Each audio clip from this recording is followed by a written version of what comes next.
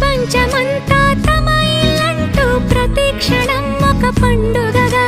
కన్నీరు లేని కలలే కంటూ చిన్నారి చెలిమే బలపడగా తీయ తీయని ఊసులతో